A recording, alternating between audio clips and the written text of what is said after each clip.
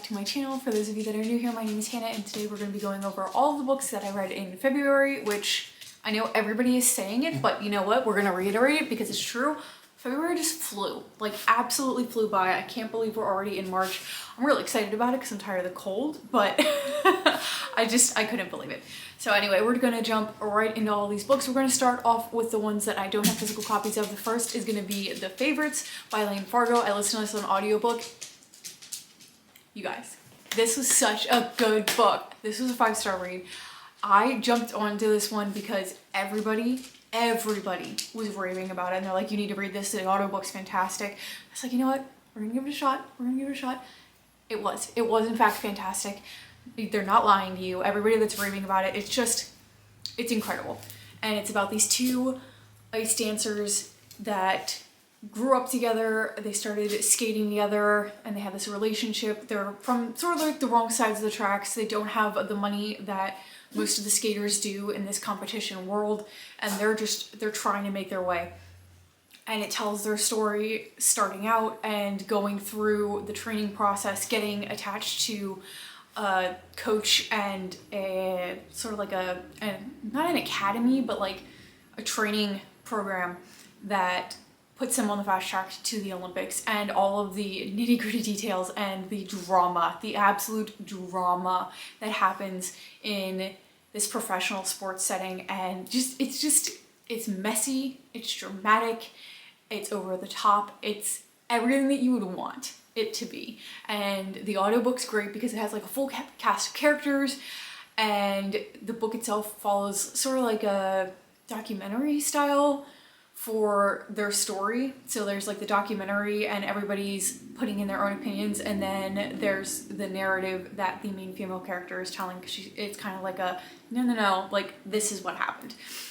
I was one of those people that loved watching Make It or Break It, the gymnastics show that was on, I think, was that ABC Family or whatever it was on, and like this gave those vibes. Obviously I understand this is figure skating, no, ice dancing. Ice dancing, it's different than like ice skating. Ice dancing, not gymnastics, but the vibes were still the same. So if that was something that you guys like too, you're gonna love this. Like it was great. I really enjoyed it. Then we have another one that I read as a Kindle book. It was an ARC that I was sent, and I'm gonna look at the name because I always say it wrong. It's Monster of the Dagger Mountains by Meredith Hart. I give this one a 3-star. It's a debut fantasy novel. It's the first in a series, and it follows this young girl that is living in, they call it I forget what it's actually called. Oh, now I'm mixing it with another fantasy series. Crap. We're gonna call it the Towers. I don't know if that's the right word or not. And within this towers that she lives, it's like this elite group of people, and they're the only ones that can use magic in their universe, other than strictly magical creatures. So she's living there. She was told that she has this inclination for magic, and once it sort of starts manifesting itself, she'll start being trained in it. So she's working there as a guard until this sort of starts popping up. And one of the, I'm forgetting all of the terms for this book, and I don't know why, I'm so sorry. One of the I'm gonna call them guardians, I think it's guardians, that use magic and stuff, they're like, hey, we need you to go help on this quest to go find the God Killer. And the God Killer is exactly what he sounds like. He used to be one of the guardians, and he killed off one of the old gods. And now he has run away. He's been living up in the mountains, they think, for a while, and they need her to go help this group of mercenaries find him, find this amulet that he's supposed to have, and help bring it back. She's like, okay, I mean, I guess. No real explanation for why she needs to do this. So she's on this quest, and she ends up finding the God Killer. She doesn't realize who he is at first. He knows exactly why they're there and what's going on, but he still sort of entertains her and this whole scheme to sort of try to get a little bit more information, and they kind of end up falling for each other.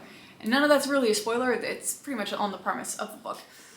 And I really liked seeing their relationship grow throughout this book. That was actually my favorite part. I felt like it was a really good slow burn with lots of tension, lots of yearning, especially on his behalf. So if you like a man that yearns, like, this one's good for that.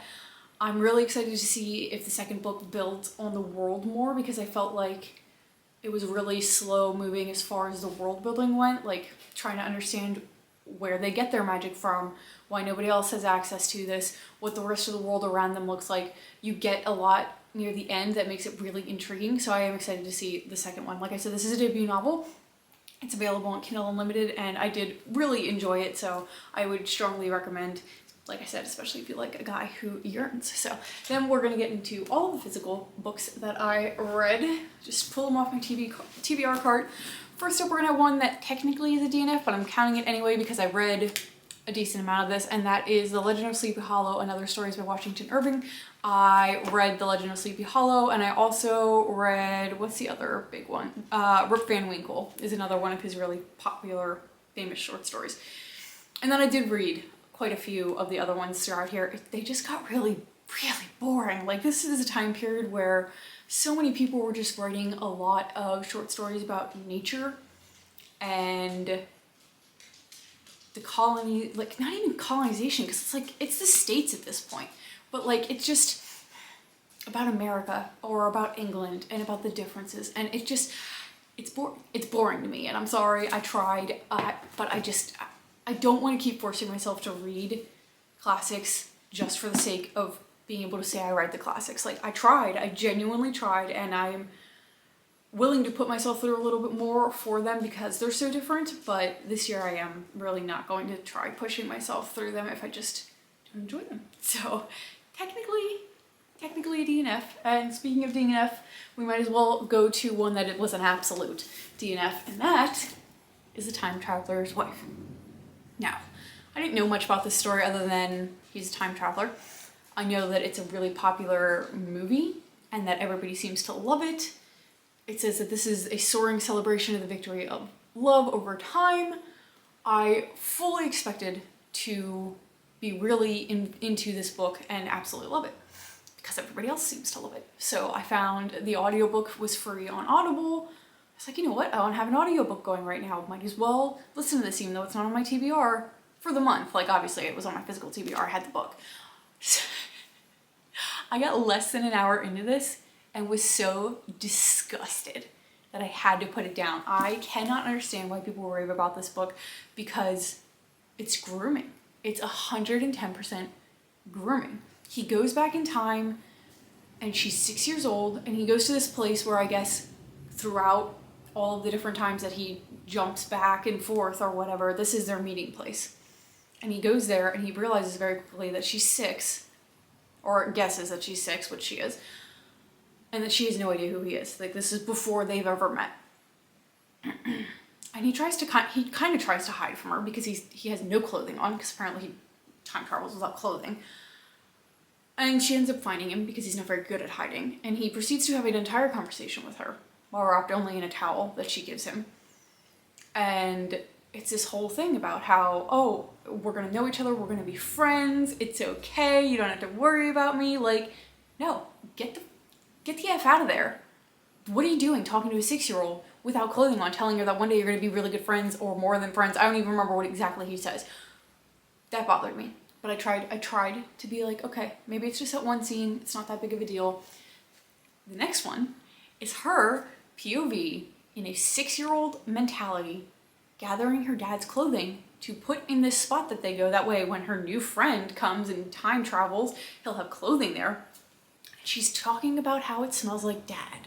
So my new friend's gonna smell like daddy. And I'm like, no, we're done. We're done. We're absolutely done. That didn't need to happen. He could have met her at a decent age.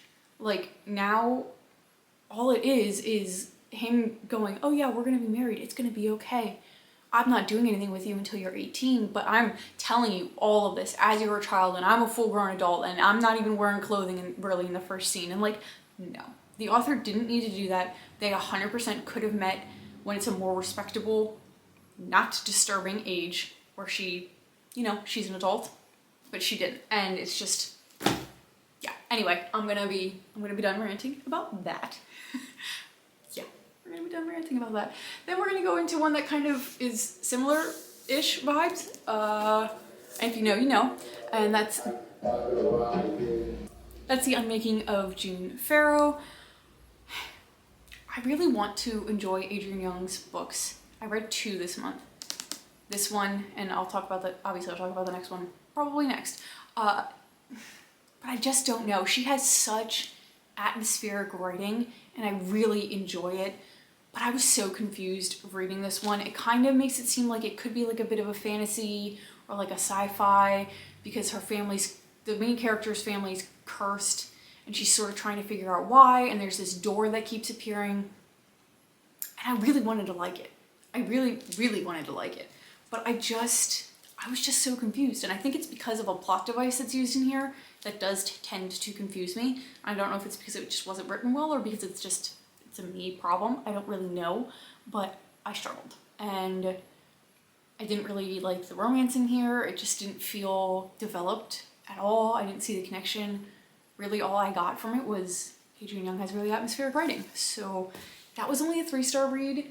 And like I said, I read another one of her books, which was A Sea of Unspoken Things, which was her new release in January. And again, we have extremely atmospheric writing, but that was about it. It just wasn't giving what I wanted it to give. This one follows a main female character whose twin brother has passed away. She goes back to the hometown to try to sort of work through his death and whether or not this was an accident. And then it says that she ends up reconnecting with an old love of hers that she hasn't seen in a really long time. So it's giving like mystery and then maybe a little bit of romance in there. And you know, it ended up just not really seeming to settle on anything. It also hinted at like maybe some supernatural stuff going on, whether or not like her brother was still lingering and she could feel him and stuff like that. So I'm like, okay, is there supernatural stuff going on behind this? Like mystery, supernatural, romance, like it didn't know what it wanted to be and it ended up not really being great at any of them. The last like 50 pages, I think the last 50 pages were really fast paced and like gave me everything that I wanted, but like I don't want to read an entire book to get to the last 50 pages and feel like I'm finally getting something. So that was frustrating. Again, atmospheric, just not much else with it, which is really disappointing. Okay, then moving into, I don't even know, we're not going in order anymore, and I've stopped being able to make loose connections. So we have Neon Gods by Katie Robert. This is the first book in the Dark Olympus, I think Dark Olympus series is the title of this one. It's a Hades Persephone's retelling. I read the Touch of Darkness series a year or 2 ago now. Really enjoyed the Hades Persephone's retelling. I like seeing the Olympic gods and everything. This was interesting because it functioned a little differently where, unless I completely missed it, the Greek gods in these don't have powers. It's still like the 13 Olympians and they're living in Olympus, but they're just in charge of the city and they kind of run as like this council over the city and everything like that. And then Hades is on the other side of the river that divides the city and he's in charge of like the underworld part of it. So it's kind of set still in modern day states, like they reference California and everything, but Olympus is its own little place and it's very like sheltered from the rest of the world, it sounds like. And the people that are named after the Olympians rule this, other than the 3 main ones, Hades, Zeus, and Poseidon, who are born into their power or their position. Everybody else is elected into it and then they take on that person's name. So I thought that was kind of interesting. I will definitely say this is very spicy. It's a dark romance for a reason. And it's pretty much Persephone trying to run away from an arranged marriage with Zeus, who was supposed to be very controlling, very abusive. And she wants no parts of that, so she runs to the underworld. Hades agrees to help her because he sees this as an opportunity to get back at Zeus. And in order to convince Zeus to let her go or that she's not worth it anymore, they need to defile her or whatever. So she starts participating in these very public displays of sexuality with Hades. And it's just like this, I don't even know what to call this. It's not dating it's not fake dating. It's not like a marriage of convenience. It's like a sexual relationship of convenience, I guess you could say. So yeah, lots of explicit scenes in here and stuff. So if you like smut, definitely gives those vibes. I wanted more background on the characters, like more character development, just more about them. More from, I would love to see more Persephone's sisters because they seemed really fun and I did enjoy all of the little bits that we got of them. I know that it's a really long series. I have most of the rest of the books, so I don't know how much they tie back into this one. If we get to see some of her siblings again, I'm not really sure. It was a good time. It was a fun, light read, and I used it to break up some other bigger ones that I had, so I would still recommend it. Like I said, if you like smut, it's a good one. That was a 3-star read. Alright, then moving right along, we have My Mary Higgins Clark book for the month. This was another 3-star read. It's not really overly exciting, but it's kind of fun. It's about this, interior decorator. My gosh, my brain's just not working today. Interior decorator who is helping in this high-end home, and it's actually the home of a former client, and her husband, the former client's husband, was accused of embezzlement and stealing millions of dollars from very poor and at-risk victims, like elderly people, people that own their own startup businesses, stuff like that, embezzling all the money and then running away with it. And there's a debate over whether actually he did die or if he faked his death, all of that. And she ends up kind of getting in the middle of this because she forms a relationship with that man's son. She's not really the one solving the mystery though, which is how her books typically go. Like the person that unwittingly becomes in the middle of this ends up like solving it. She's just in the middle of it. And I don't know, it was fun. It was a decent read. A lot of My Mary Higgins Clark is just nostalgia at this point, but that's okay. Then I read Agatha Christie by the Pricking of My Thumb. This was really funny. I really enjoyed this one. It follows Tommy and Tuppence Beresford. They're technically senior citizens, and they are solving crimes. And they go to visit Tommy's aunt in the nursing home, and while they're there, they interact with this other woman at the nursing home that Tuppence sort of sparks a friendship with. She thinks she's a little odd, and the woman says something about a dead baby in a chimney, and she's like, what are you talking about? Like, that's super weird. And when they go back to see the aunt one day, all of a sudden this woman's gone, and she's like, well, what do you mean she's gone? Oh, well, her family came and picked her up. And she's like, that doesn't make sense. So Tuppence is convinced that something is going on, and Tommy's like, you know what, do your thing, whatever. You know, typical, they've been married for decades and he's just used to her antics at this point.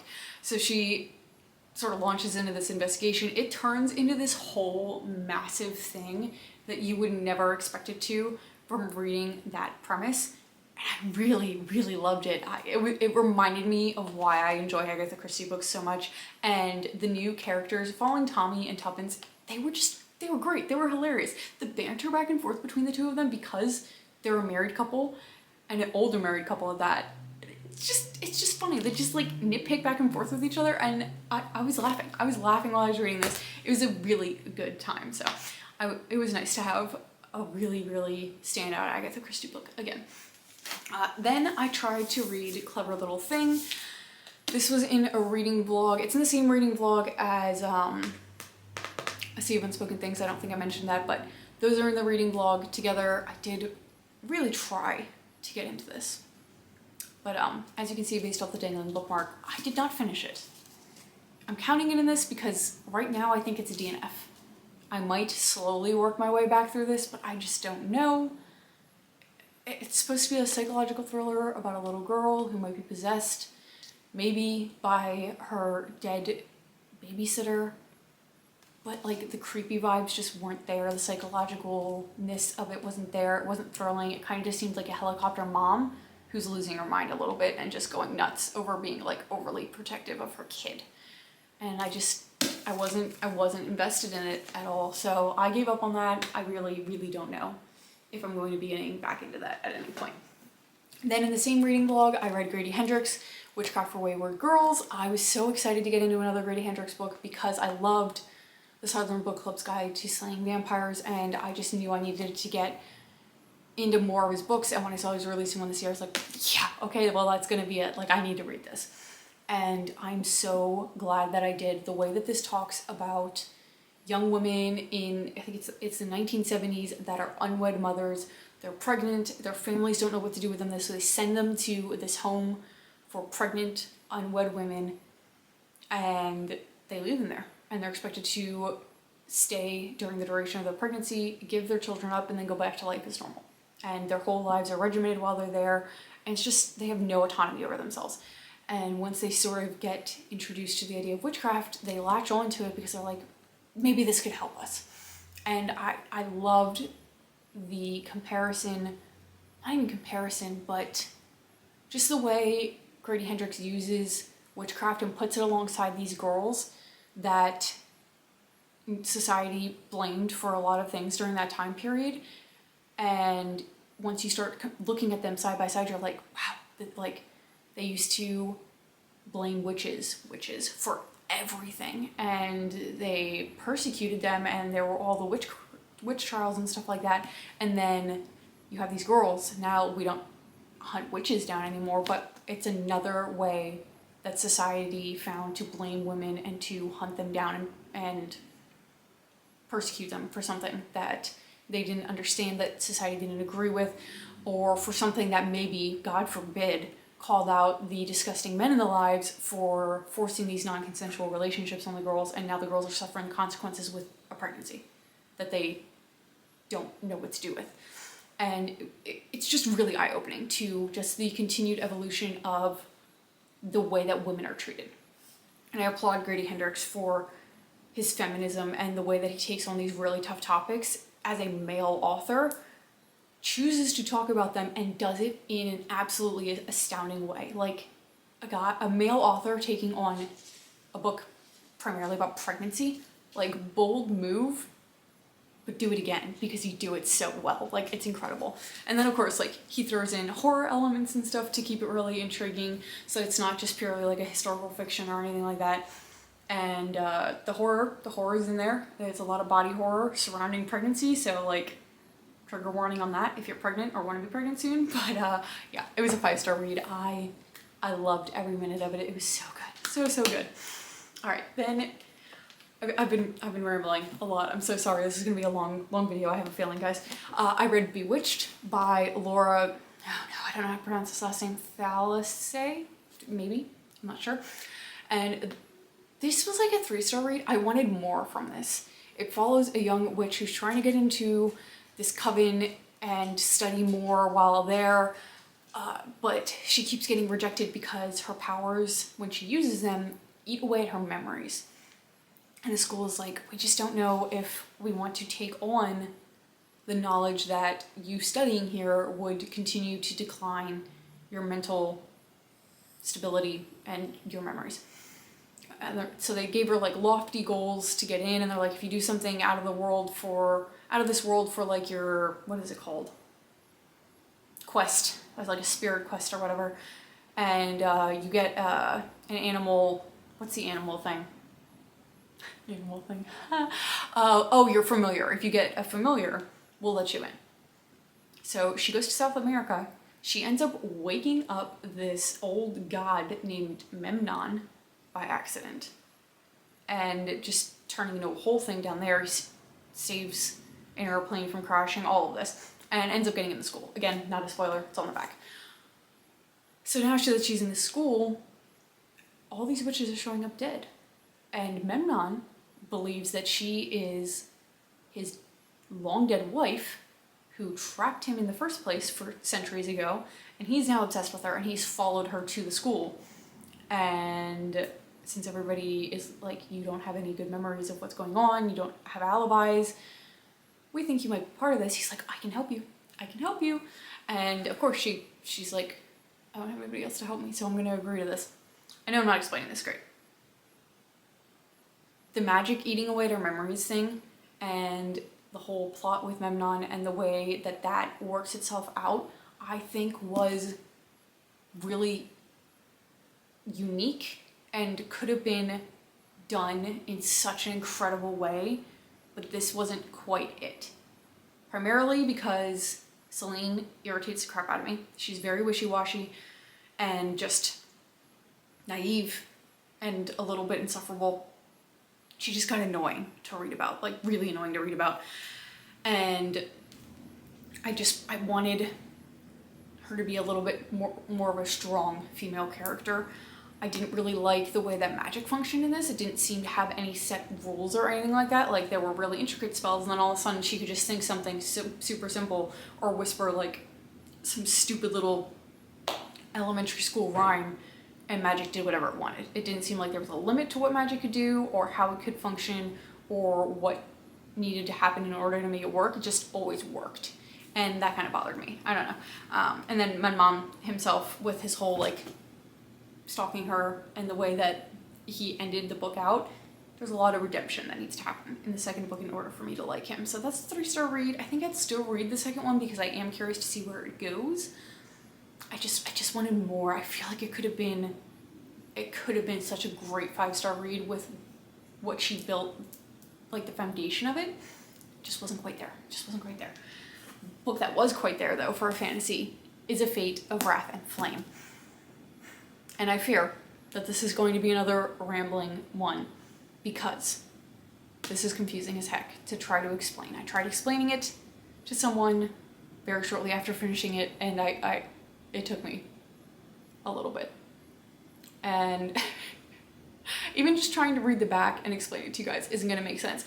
It follows a thief named Romeria. She's lived on the streets in New York, pilfering, stealing, and she joins this crew because she ended up stealing from the wrong person and now she has to thieve for him. But she now steals high-end stuff going to all of these extravagant functions with high society and she steals major things while there for this crew. Eventually this woman approaches her and is like, hey, I know what you're doing. Like, I know all this stuff about you. Why don't you come work for me? And she's not really sure about it, but eventually certain things happen. And she's like, okay, I guess I'm working for you now. And she agrees to help this woman go to this place. She doesn't know where she's going to steal a stone. She's like, what? Okay, none of that makes sense. And then all of a sudden she's plunged into a completely different reality. And not only that, a completely new body. She's living in a world where there's elven and elemental magic and kingdoms with opposing thrones, and she has no idea what's going on. She didn't believe that magic existed in any way. And not only that, she is placed in the body of a princess who is betrothed to the king, and the night that she is transported into her body is the night that that princess does something against her betrothed. And the betrothed now hates her and wants her dead. And she doesn't know what's going on because it's a new body and she has no memory of this. And she's like, I don't know what I did, but I'm sorry. And it goes from there. The world that this author creates was incredible. And the way that the story progressed from New York to this fantasy world and all of the different side plots that are going on that I didn't even explain because I don't want to give it away. They're so well done. This is another one though. The tension, the yearning, the angst. This is true enemies to lovers. Like I said, he thinks that she is responsible for something terrible that happened the night that she was placed inside this woman's body. He isn't like, just true enemies to lovers. This isn't like a rivals to lovers. He wants her dead. And he thinks that she wants him dead. So like, it's just, it's incredible. I loved every minute of it. This is a 4-book series. I can't wait to finish the rest of this. It seems severely underhyped. I never see anybody talk about this. You guys need to read this. It's available on Kindle Unlimited. And of course, like the books are available on Amazon. That's where I got these. It's by K.A. Tucker. Please go read this if you're looking for a new fantasy series and a new enemies to lovers. It's everything. It was everything. That was a 5-star read if you couldn't guess. Okay, moving on. Then we have A Gathering of Shadows. This is the second book in the Darker Shade of Magic trilogy. Can't talk too much about this one because it's the second book, but I did really enjoy this. Most second books suffer like middle book syndrome where they kind of exist and they don't really need to. I feel like this one did a really good job of building on the magic system that's presented in the first book, as well as the characters. There's a lot of character development in here, especially for the main female character, whose name I can't remember because I can never remember character names, which is super irritating. But lots of character development in here. You get to see the way that magic functions more in some elemental like games, like it's a dueling style game and everything. And I love seeing competitions in magic books because it's such a great way to showcase the magic system and everything. I really, really enjoyed it. Like I said, lots of character development, lots of world development still, and I can't wait to see what the third one looks like and how that's going to wrap up the whole series and the new tension that is introduced at the end of that book. All right, 2 more, guys. We have The Invisible Life of Addie LaRue. This was a 4-star read. I did really enjoy this. I understand why some people maybe don't. It is definitely more of a character-driven book rather than a plot-driven book. It follows this young girl named Addie who made this deal with, he's not necessarily like the devil, but yeah, close enough. She makes this deal to have her own control and power over her life, and as a result, she ends up not being able to form connections with anybody. Nobody is ever able to remember her. And she lives 300 years with no one ever remembering who she is once they turn away or walk out of the room. And, you know, it's a really lonely way to live. And then all of a sudden I think she's in New York, and she suddenly finds somebody that can remember her name. And it sort of goes from there. It goes into why he can remember her name and everything revolving around him. It just looks a lot into kind of like humanity's desires and the things that we want, where it's like, I want ultimate control over my life. I want everybody to love me, or, you know, whatever that might be, and what the results would be if we actually got what we wanted. And of course, like, this is to the extreme. Like, he twisted her wish and made it something with really negative consequences, but it does make you sort of evaluate and go, okay, would I be truly happy if I got X or Y or whatever? Like, what negative impact could this have on me? And it also goes a lot into relationships and the way that they function and the way they impact a person and what it looks like to have a lasting relationship, a lasting impact on somebody. It's a really moving book. It really, really is. And I definitely got a little bit teary-eyed at the end of that. So I do regret not reading that sooner. And then lastly, but certainly not least, I hope you guys stuck around for this. I should have started the video off with this one, but it's the Mindf series. This was a 5-star series. This is a Roman Empire God tier series for me, guys. I don't have a lot of Roman Empire books, so that's saying something. It's absolutely saying something. This follows Lana, and she is a female serial killer. You know that right off the bat. She ends up dating an FBI agent, and it's not just any FBI agent, it's the one that is responsible to hunt her down and solve the crimes that she's been committing. I expected it just to be kind of fun, you know, whatever. Oh, this is comedic that he's dating her and he has no idea, whatever, yada yada. It's so much more than that. It is so much more than that. Listen, is this a stunning masterpiece as far as the writing and the prose goes? No. It's not, but I think that makes it even better because it's not something that's like overly, how do I want to say this? Like, I'm reading a high fantasy book right now. It is so much to take in. It is a stunning world that he creates, but it's so much, and it takes so much brain power and so much to work through. This is not like that. You can fly through these books, absolutely tear through them. But the plot that she creates and the backstory that the author creates for Lana and why she is who she is and what she does, and just the ultimate way that her whole mastermind plot weaves itself together is so intricate and beautiful and stunning. It's disturbing. This is disturbing. Like, check your trigger warnings. Lots of really graphic scenes in here. She does not shy away from the graphic scenes or the description of what's going on, the description for why Lana is who she is. It's disturbing. It's dark. It's twisted. It is much worse than I was going to guess it was. But did I want more? Yes, which means maybe I'm the problem. I don't really know. But it's just so well done. It's incredible. You guys need need to read this.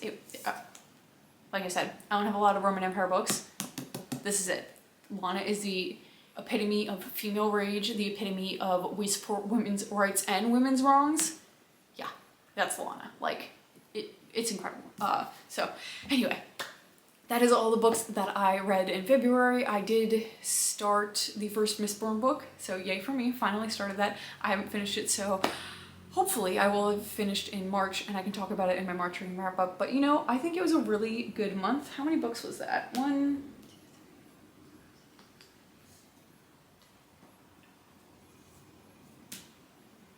So if I'm counting the DNFs, and I'm also making this only one book, which I kind of think it is, like it's 5 little shorter books, like novellas in one. I'm counting this as one.